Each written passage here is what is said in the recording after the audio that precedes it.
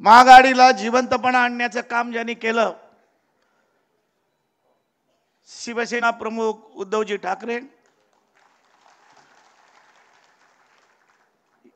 एक कार्यक्षम मुख्यमंत्री आम्ही विधिमंडळामध्ये बघितले।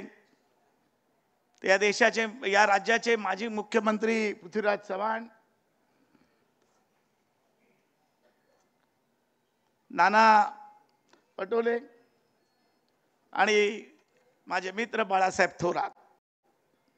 मी पहिल्यांदा उद्धवजींना धन्यवाद देईन। आजच्या या महाविकास आघाडीमध्ये कोण मुख्यमंत्री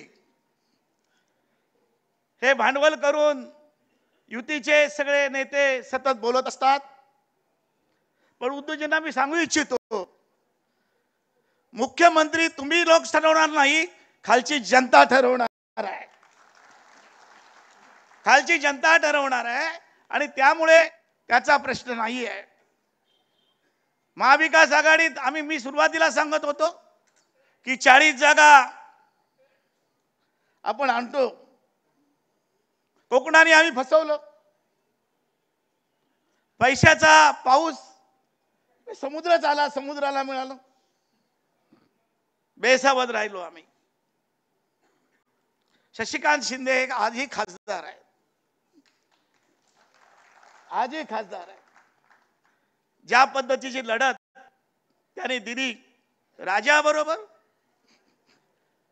एका हमालाने दिलेली लढत,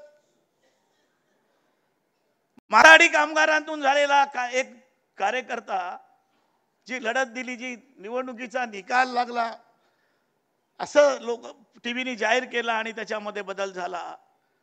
माझं एकच म्हणणं आहे, एक एक मत महत्वाचं आहे। मी जास्त मागणी करत नाही उद्धवजी, पण या काही जागांमध्ये आमच्यासारख्या छोट्या पक्षांचा वाटा आहे। पुढे 2000 मालेगावची जागा गेलेली होती आणि शेवटच्या ह्याच्यात मालेगाव आपली आली। याच्यामध्ये दिंडोरीची जागा गेलेली आहे, पण तिथे पण आमची प्रागतिकची जवळजवळ 1.5 लाख मतं आहे। मी पवार साहेबांना धन्यवाद देईन।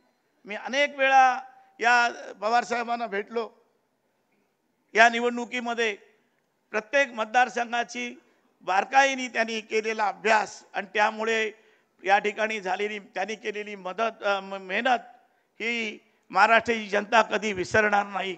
एक ऐतिहासिक अशी कामगिरी पवार साहेबांनी या निवडणुकीमध्ये केलेली आहे आणि या निवडणुकीमध्ये खऱ्या अर्थाने एक काम केलेलं आहे। माझी एवढीच विनंती आहे, मी बोलणार नाही जास्त, की उद्याच्या या निवडणुकीमध्ये आमच्यासारख्या छोट्या पक्षांनी जी लोकसभेमध्ये जी कामगिरी केलेली आहे त्याची फक्त आठवण ठेवा, एवढीच मी विनंती करून मी माझे विचार संपवतो। जय हिंद, जय महाराष्ट्र।